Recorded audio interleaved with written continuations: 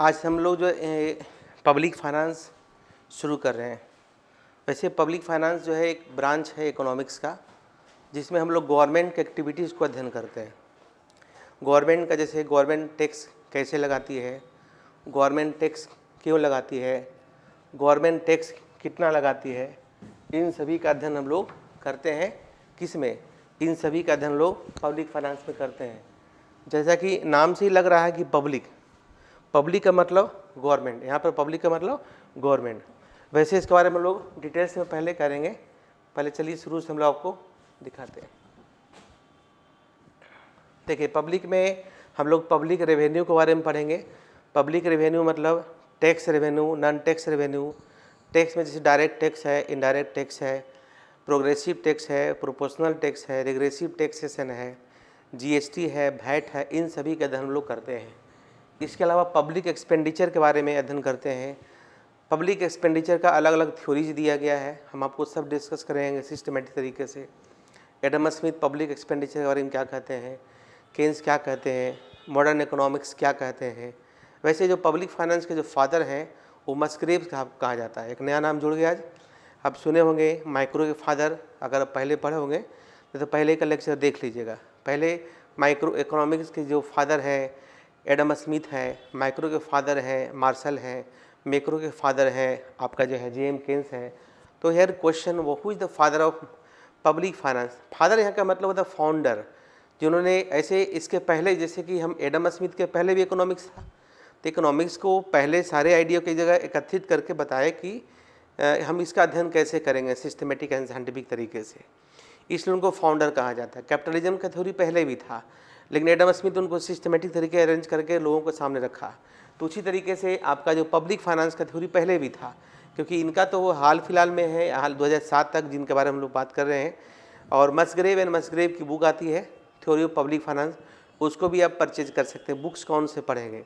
वैसे आपका एच.एल. भाटिया की पुस्तक है, एस चांद की है, या फिर आर.के. लेखी की पुस्तक है। बहुत सारे अलग अलग पुस्तकें हैं जिसको जो है आप जिसको आप खरीद के पढ़ सकते हैं बाज़ार से, या फिर नहीं तो यहाँ से सफिशिएंट स्टडी मटेरियल आपको यहाँ से प्रोवाइड किया जाएगा, जो कि आपके अध्ययन के लिए फ्रूटफुल होगा।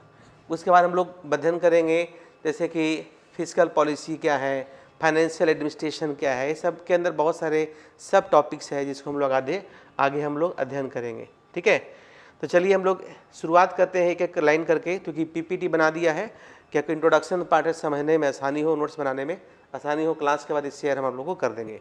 वैसे समानता मैंने आपको बताया कि जो फादर हैं पब्लिक फाइनेंस के, जो फादर हैं वो आपका मस्ग्रेव है, जिनके बारे में आगे हम डिस्कस करेंगे।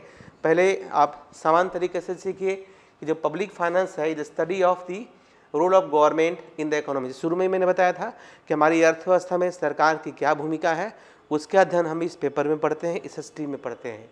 It is the branch of economics that assesses the government revenue and government expenditure. सरकार का पैसा कहाँ से आता है, कैसे आता है और कहाँ खर्च करना है, किस तरीके से खर्च करना है, ताकि समाज में जो रहने वाले लोग हैं, जो सिटीजन्स हैं, उसको मैक्सिमम बेनिफिट आपको मिले। ऑफ द पब्लिक है ना, public expenditure of the public authority. Public authority मतलब सेंट्रल गवर्नमेंट के जो अधिकारी हैं उनके द्वारा। And the adjustment of one और more other achieve desirable effect. और हम लोग देखते हैं कि हम प्रभावपूर्ण परिणाम चाहते हैं वो किस तरीके से हो, इसका भी हम लोग अध्ययन इसमें करेंगे।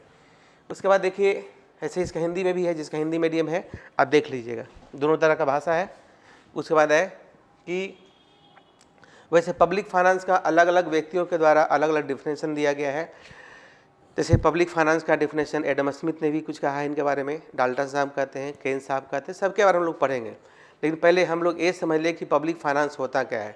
तो बेसिकली जो पब्लिक फाइनेंस है, पब्लिक फाइनेंस मैंने पहले ही कहा कि एक ऐसा पेपर है, एक ऐसा ब्रांच इकोनॉमिक्स का, जिसमें हम लोग गवर्नमेंट की भूमिका का अध्ययन करते हैं, सरकार की क्या भूमिका है उसका हम लोग अध्ययन करते हैं। चलिए आगे और देखते हैं।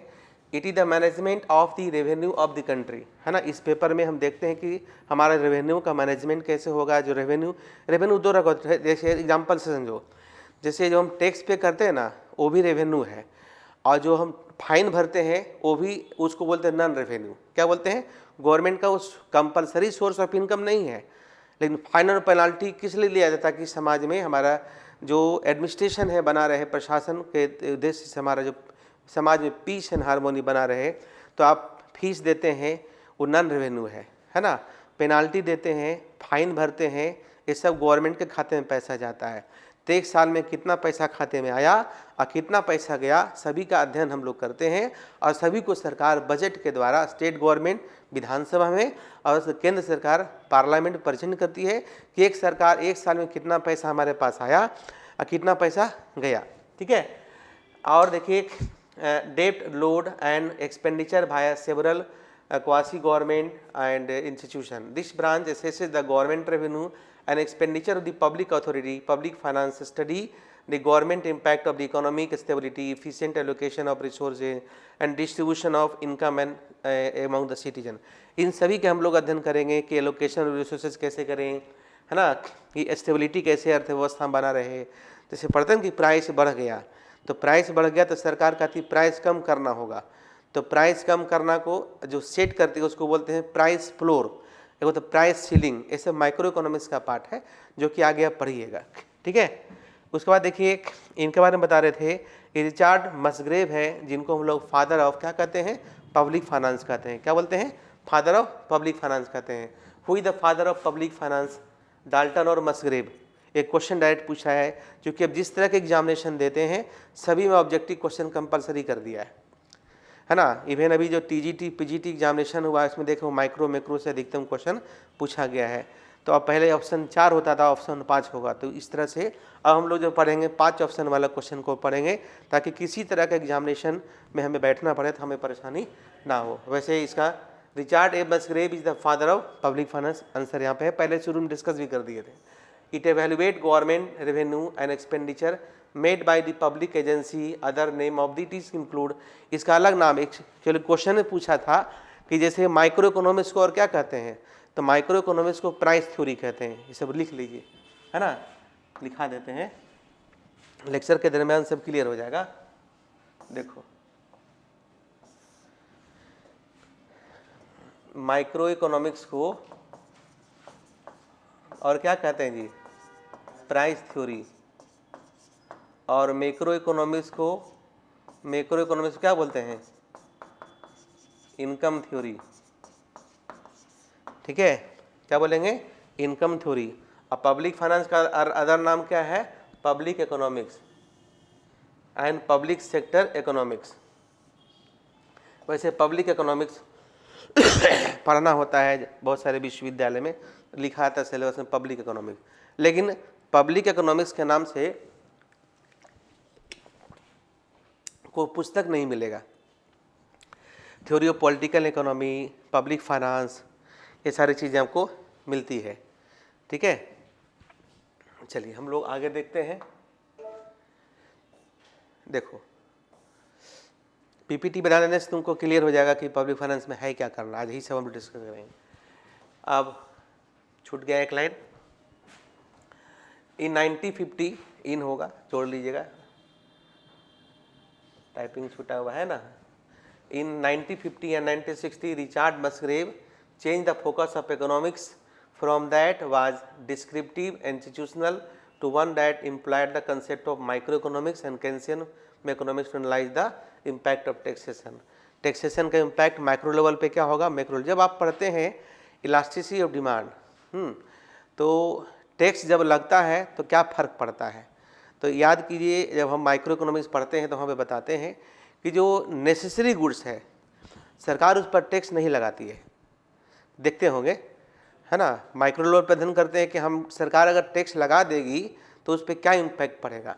जो लग्जरियस गुड्स है, जैसे है ना, सोफ़ा है, एसी है, मोबाइल है, टीवी है, इन सभी पर जो है सरकार टैक्स लगाती है ना, इन सरकार टैक्स लगाती है। सिगरेट पे टैक्स लगाती है।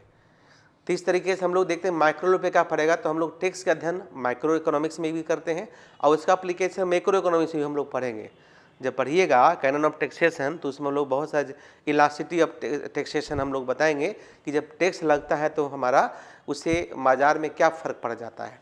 मैक्रो इकोनॉमिक्स लेवल पर बात जैसे कि हम पढ़ते हैं ना माइक्रो इकोनॉमिक्स में सब्स्टिट्यूट गुड्स पढ़ते हैं, तो मान लिया कि अगर पेट्रोल पर सरकार टैक्स लगाती है, तो सरकार अगर पेट्रोल पे टैक्स लगाती है तो उससे सब्जी का रेट बढ़ जाता है, क्योंकि उससे ट्रांसपोर्ट कॉस्ट बढ़ जाएगा ना। सरकार अगर पेट्रोल पे टैक्स लगाती है तो कार का डिमांड घट जाएगा, मैक्रो लेवल पे कार का डिमांड घट जाएगा। क्यों? क्योंकि कार खरीदने से पहले लोग पेट्रोल के बारे में सोचते हैं। अब कार के प्रोडक्शन कम जाएगा, क्योंकि कार का बिक्री कम जाएगा, तो कार का प्रोडक्शन कम जाएगा तो इंजीनियर का डिमांड कम जाएगा, यानी मार्केट में अनएम्प्लॉयमेंट होगा। तो देखिए, अगर टैक्स लगाती है पेट्रोल पर, फर्क पड़ जाता है एम्प्लॉयमेंट पर, है कि नहीं।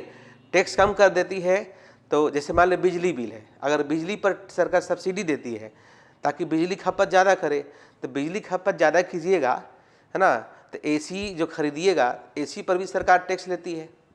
पेट्रोल सस्ता होगा तो टू व्हीलर ज़्यादा बिकेगा, फोर व्हीलर ज़्यादा बिकेगा। जब गाड़ी खरीदते हैं तो 15 साल का हम टैक्स एक बार पे करते हैं, तो सरकार को एक मोटा अमाउंट वहाँ से आता है ना। तो इस तरीके से देखते हैं हम, देखते हैं कि एक चोट लगी तुझको तो दर्द मुझे होता है, या टैक्स कहीं लगा फर्क कहीं पड़ जाता है। टैक्स लगा पेट्रोल पर, डीजल पर, बढ़ गया सब्जी का रेट, ये कैसे होता है। तब समझाइएगा भाई, इसका जो इफेक्ट पड़ता है ना, कि अगर हम एक जगह एक सेक्टर में कुछ प्रभाव डालते हैं तो उसका पॉजिटिव, उसका नेगेटिव इम्पैक्ट दूसरी जगह पड़ जाता है। इकोनॉमिक्स में यानी पब्लिक फाइनेंस में एक टर्म पढ़िएगा, एक्सटर्नलिटीज़। एक्सटर्नलिटीज़ का मतलब होता है जैसे कि सरकार अगर मान ली फैक्ट्री लगाती है, तो सरकार फैक्ट्री लगाती है तो उससे पॉजिटिव एक्सटर्नलिटी है कि समाज में रोजगार बढ़ेगा, नेगेटिव है कि धुआं होगा, प्रदूषण गंदा होगा। उसी तरीके से अगर घर के बगल में अगर आपका कोई बागान लगा दे तो आपको सुगंध फ्री में मिलेगा, क्योंकि बगल वाले छत लगाया है तो आप भी सुगंध लेकर थोड़ा बंद करेगा। तो इसको बोलते हैं फ्री, हमारे फ्री में मिल रहा है ना, इसको बोलते हैं पॉजिटिव एक्सटर्नलिटी। तो जब डेवलपमेंट होता है, ग्रोथ होता है, तो उसका पॉजिटिव और नेगेटिव एक्सटर्नलिटी होता है, वो भी हम लोग आगे क्लासेस में देखेंगे। तो इस तरह से सरकार की एक्टिविटी से क्या क्या फ़र्क पड़ेगा वो भी हम लोग आपको बताएंगे, ठीक है। उसके बाद देखिए कि अब जो है the purview of the public finance consider to the threshold consisting of the government effect on, क्या क्या इफेक्ट पड़ता है उसको हम लोग देखेंगे। सार्वजनिक वित्त का दायरा तीन गुना माना जाता है, जिसमें सरकारी प्रभाव शामिल है। Efficient allocation of available resources, the distribution of income among the citizen and stability of the economy, इन सभी के अध्ययन हम लोग पब्लिक फाइनेंस, ये सब टॉपिक्स आगे हम लोग पढ़ेंगे। अभी हम लोग कुछ पढ़ा नहीं रहे, बस देख रहे हैं कि पब्लिक फाइनेंस में करना क्या क्या है। थोड़ा सा और देखिए कि हमारा जो इकोनॉमिक्स जैसे है, जो एकदम अभी है, जिंदा है, इसलिए इनके बारे में डाले हैं, जिनका नाम है, देखिए ये आपका जो MIT के प्रोफेसर हैं, और ये व्यक्ति है, ऐसे देखो, अर्थशास्त्री जोनाथन गुबर ने सार्वजनिक वित्त के व्यापक क्षेत्र का आकलन करने के लिए एक रूपरेखा प्रस्तुत की है ना। क्या नाम इनका है? जोनाथन गुबर। ये है जोनाथन गुबर, ठीक है, जो MIT के प्रोफेसर है, अमेरिकन इकोनॉमिस्ट है। और ये क्या क्या कहते हैं इनके बारे में जरा देखिए, दोनों भाषा में है, एक एक लाइन को हम लोग समझते हैं कि when should the government intervene in the economy, सरकार को अर्थव्यवस्था में कब हस्तक्षेप करना चाहिए, आगे बताएंगे हम, है ना। उसके बाद है to which there are two central motivation for the government intervention, market failure and distribution of income. एक टर्म है market failure, basically market failure आगे हम पढ़ाएंगे। मार्केट फेल्यूर होता है जैसे कि मान लें कि एग्जांपल से समझिए, जैसे प्राइस और डिमांड से डिसाइड हुआ है कि प्राइस लेंगे, है कि नहीं, लेकिन जैसे ये प्राइस लेंगे, एग्जांपल से समझाए, ये P है, ये Q है, इक्विलिब्रियम प्राइस है, यहाँ पे चलेगा, लेकिन सरकार कहती है ज़्यादा प्राइस है भाई, है ना, तो कम कर देगी। तो मान ली कम कर देगी तो नया वाला P आवाना हो गया। अब यहाँ पे डिमांड तो यहाँ होगा, ये डिमांड कर्व है, सप्लाई कर्व है, लेकिन सप्लाई तो इतना होगा तो एक्स क्या होगा, एक्सेस डिमांड हो गया। This is called situation of market failure. अगर सीलिंग कर देगी, यहाँ कर देगी, तो यहाँ पे क्या हो जाएगा, यहाँ पर देख रहे हैं कि ये आपका डिमांड कम जाएगा, सप्लाई बढ़ जाएगा, एक्सेस सप्लाई हो जाएगा, दोनों स्थिति में है। तो ऐसी स्थिति में सरकार क्या करे। या फिर और भी होता है, मान लीजिए आप सामान बेचने के लिए जा रहे हैं, मार्केट में कस्टमर ही नहीं, तो मार्केट फेल्यूर होता था। प्याज लो, छोला लो, बटोरा लो, गुपचुप लो, है ना, मार्केट फेल्यूर। जैसे कि मान लिया कि बरसात हो गई, बरसात हो, गुपचुप बेचने निकला, बरसात हो गई, उसका फेल हो गया, मार्केट तो उसका फेल हो गया उस दिन का, है कि नहीं। तो सरकार तो उसको कुछ देती नहीं है, क्या देगी, है ना। तो मैंने एग्जांपल मैंने बताया, लेकिन इसके बारे में पढ़ेंगे। अब ये कहाँ पढ़िएगा, तो ये बेसिकली समानता BA में इकोनॉमिक्स में मैक्सिमम यूनिवर्सिटी में नहीं पढ़ना है। मार्केट फेल्यूर पढ़ना होता है जब वेलफेयर इकोनॉमिक्स पढ़ते हैं हम लोग, खासकर माइक्रो इकोनॉमिक्स में।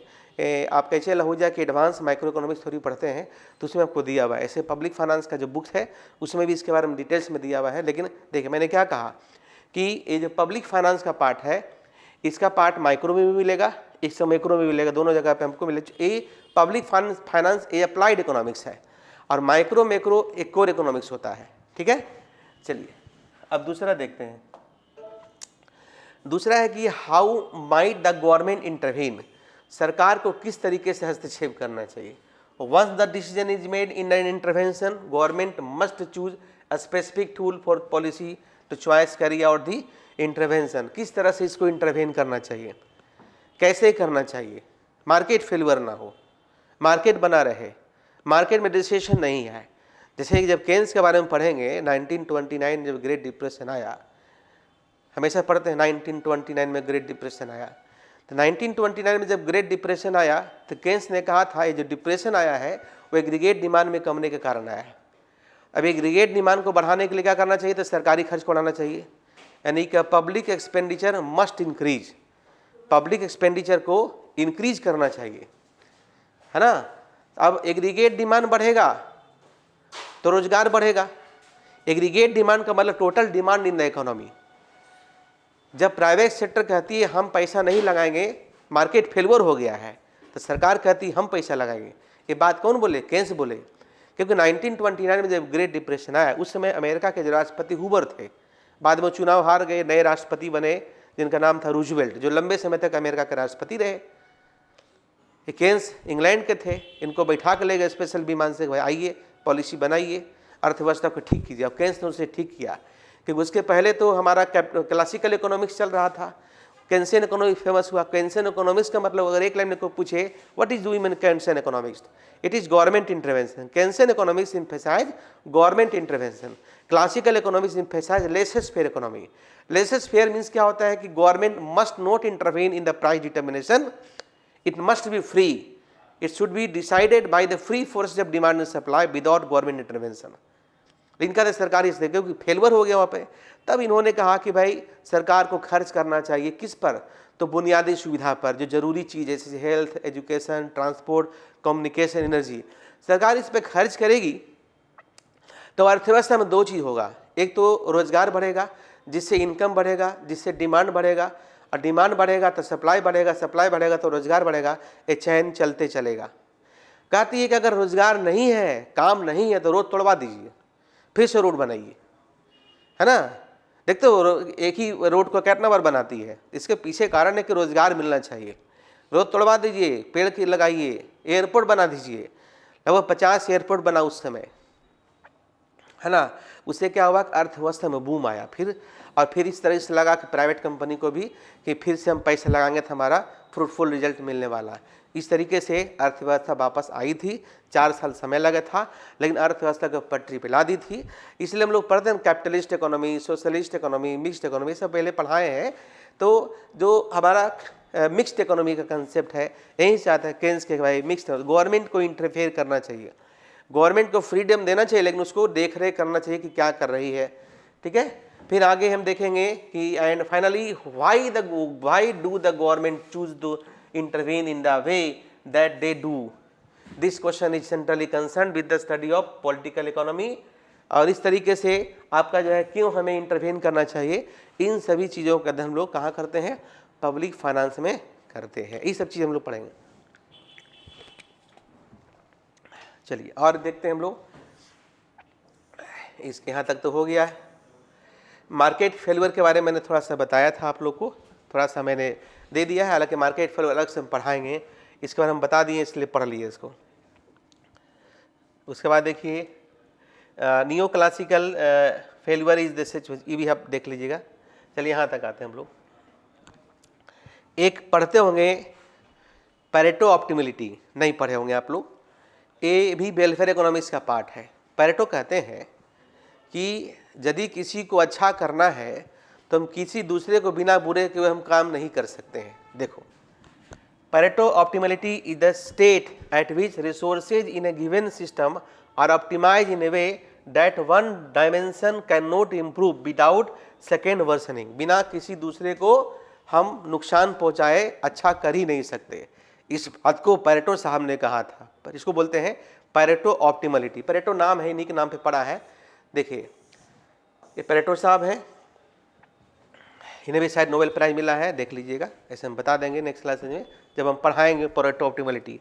वैसे पैरेटो ऑप्टिमलिटी कहाँ पढ़िएगा, वेलफेयर इकोनॉमिक्स, ये कहाँ मिलेगा, ये सब थोड़ा थोड़ा हम यहाँ पे पढ़ाएंगे, लेकिन डिटेल्स में करना है तो माइक्रो इकोनॉमिक्स के एडवांस माइक्रो इकोनॉमिक्स थ्योरी में एशियल आहूजा में या फॉरेन राइटर के बुक्स पढ़ते हैं तो उसमें जैसे रावलपिंडी वगैरह में भी आपका दिया हुआ है, लेकिन पहले आहूजा पढ़ लीजिए, वहाँ अच्छे तरीके से आपको समझ में आ जाएगा। मार्केट फेल्यूर क्या है उसमें भी बता देंगे, पैरेटो एफिशिएंसी क्या है ये उसमें बताया जाएगा, ठीक है। उसके बाद देखिए he introduce the concept of Pareto efficiency and help develop the field of micro economics. जरूर बताया था माइक्रो इकोनॉमिक्स के पार्ट है। He was also the first to discover the income follow a Pareto distribution which is a power law probability distribution. ये सारी चीज़ें पढ़िएगा, अब इसके बारे में हम लोग आगे डिस्कस करेंगे, ठीक है। हम लोग इसके बारे में बताएंगे चूँकि पैरेटो ऑप्टिमलिटी क्या है, मार्केट फेल्यूर क्या है, पब्लिक गुड्स क्या है, एक्सटर्नलिटीज़ क्या है, मेरिट गुड्स क्या है, डिमेरिट गुड्स क्या है, ये सब बहुत नया नया टर्म आपके लिए है जो कि नेक्स्ट क्लासेज में हम आपको अच्छे तरीके से बता देंगे। लेकिन आज हम बता रहे हैं कि क्या क्या पढ़ना है,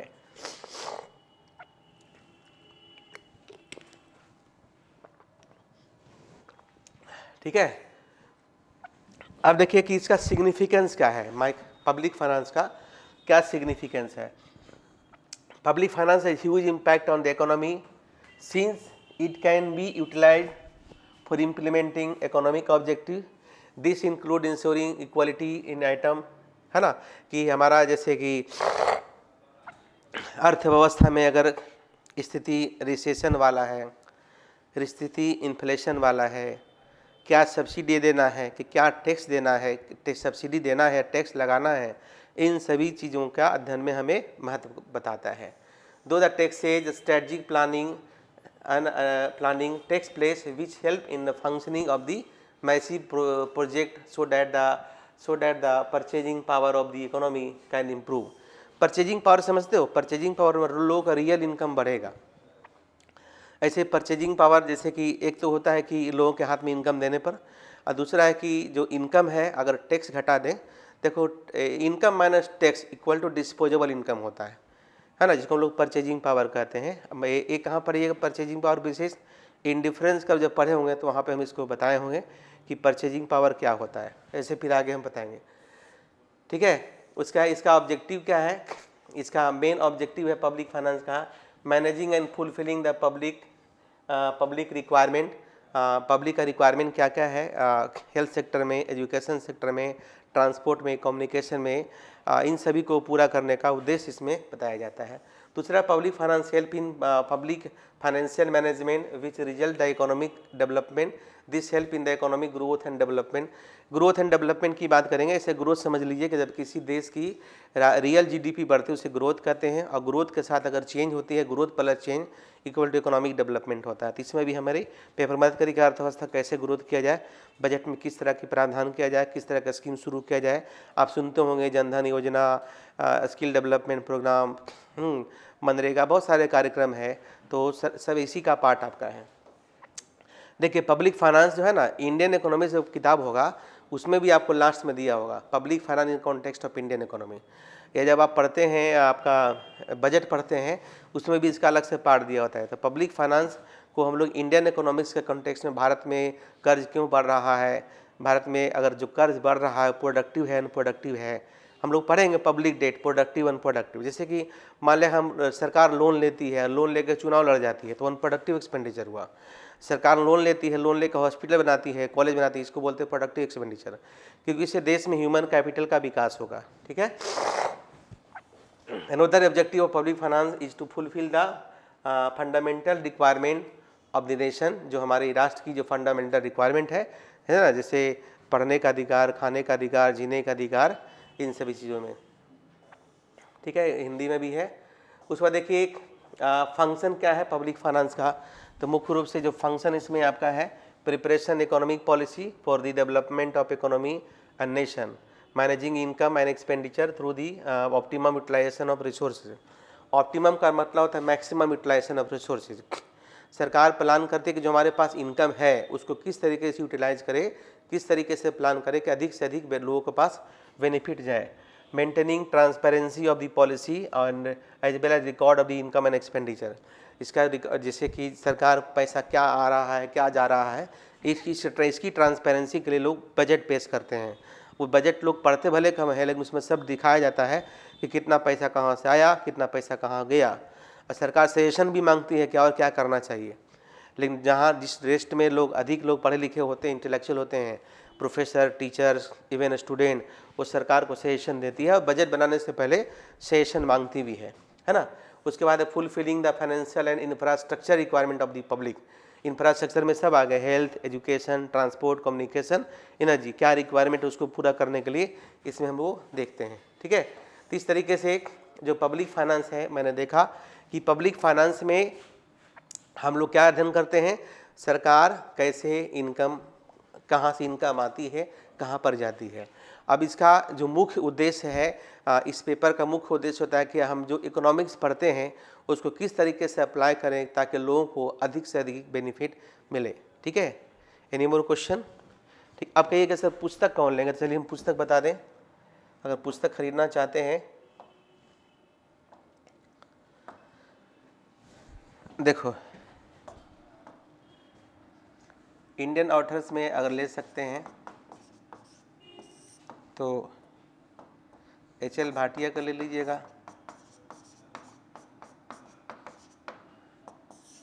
दूसरा आर.के. लेखी का आता है, तीसरा बी.पी. त्यागी का आता है, चौथा एक आता है मसग्रेव एंड मसग्रेव, एक आता है सिप मसग्रेव, एक नंबर है डाल्टन, है ना। और भी पब्लिक फाइनेंस की पुस्तकें हैं, जैसे उर्सुला हिक्स का भी किताब आती है ना। और भी बाकी आगे हम लोग देखें, सिंडले फिरास का भी कुछ पुस्तक आती है, बहुत सारे पुस्तकें हैं। अगर कॉलेज की लाइब्रेरी है या कहीं लाइब्रेरी जाते हैं वहाँ से इतने इसमें जो पुस्तक है, तो पुस्तक तो हमारी लाइब्रेरी में बहुत सारा होता है। नहीं तो कुछ जैसे मसग्रेव एंड मसग्रेव का है, डाल्टन का जो है ना, ये आपको सॉफ्ट कॉपी हम दे देंगे। सॉफ्ट कॉपी मतलब PDF में आपको दे देंगे, देख लीजिए। अगर चूँकि पुस्तक खरीदिए तब पढ़िएगा, पुस्तक पढ़िएगा तब समय से देखिए, जितना रिक्वायरमेंट हम दे देते हैं। लेकिन आप डिटेल्स में पढ़ने के लिए थोड़ा सा सेल्फ अध्ययन कीजिए, 1 घंटा से 2 घंटा कम से कम इसको पढ़िए, ये आपको समझ में आएगा। अगला क्लास में सब टर्म हम समझाएंगे, जैसे पब्लिक गुड्स क्या होता है, प्राइवेट गुड्स क्या, पहले पब्लिक फाइनेंस क्या होता है, प्राइवेट फाइनेंस क्या होता है, पब्लिक गुड्स क्या होता है, प्राइवेट गुड्स क्या होता है, मेरिट गुड्स क्या होता है, डिमेरिट गुड्स क्या होता है, मार्केट फेल्यूर क्या होता है ना। ये सब टर्म है, आपको हम समझाएं। एलोकेशन ऑफ रिसोर्सेज क्या होता है, ये सभी चीज़ें आप लोग को हम नेक्स्ट क्लासेज में क्या करेंगे, बता देंगे। तो टर्म सीख जाइएगा, तो फिर हम लोग शुरुआत करेंगे रेवेन्यू से कि सरकार का पैसा कहाँ से आया, कहाँ गया। एक इधर ये बहुत ही आसान पेपर है, इसमें कुछ कुछ ग्राफ है, बाकी कथा कहानी है। लेकिन अगर किसी भी कॉम्पिटिटिव एग्जामिनेशन में बैठते हैं, इसमें बहुत सारे क्वेश्चन पूछे जाते हैं, इंटरव्यू देते हैं उसमें क्वेश्चन पूछे जाते हैं। और कोई पुस्तक खरीद लीजिए, अगर नहीं मिले तो आर.के. लेखी तो मिल ही जाएगा, ये पुस्तक मिल जाएगा। नहीं तो देखिए अब तो ऑनलाइन के ज़माना है, एच.एल. भाटिया एस चांद की पुस्तक है, एस चांद की, ये पतली किताब है ना। और ये डाल्टन का भी बहुत सस्ती किताब है, 100 रुपये, मोटा मोटी 100 रुपये में किताब आ जाएगा। ये नोवेल की तरह है, डाल्टन का प्रिंसिपल ऑफ पब्लिक फाइनेंस करके पुस्तक है, बहुत महंगी किताब नहीं है, इसको ले सकते हैं, लेके इसको पढ़िए। इससे 2 चीज़ ठीक होगा, आपका पब्लिक फाइनेंस भी ठीक हो जाएगा और आपकी अंग्रेजी भी ठीक हो जाएगी। ठीक है, और कोई क्वेश्चन इसमें है तो बताइए। क्लासेज अभी इसी टाइम पे रहेगा, आ जाइएगा, अभी क्लासेज इसी टाइम पे रहेगा। अभी 3 दिन पढ़ा रहे हैं, नेक्स्ट वीक से जो है 5 दिन कर देंगे। ठीक है।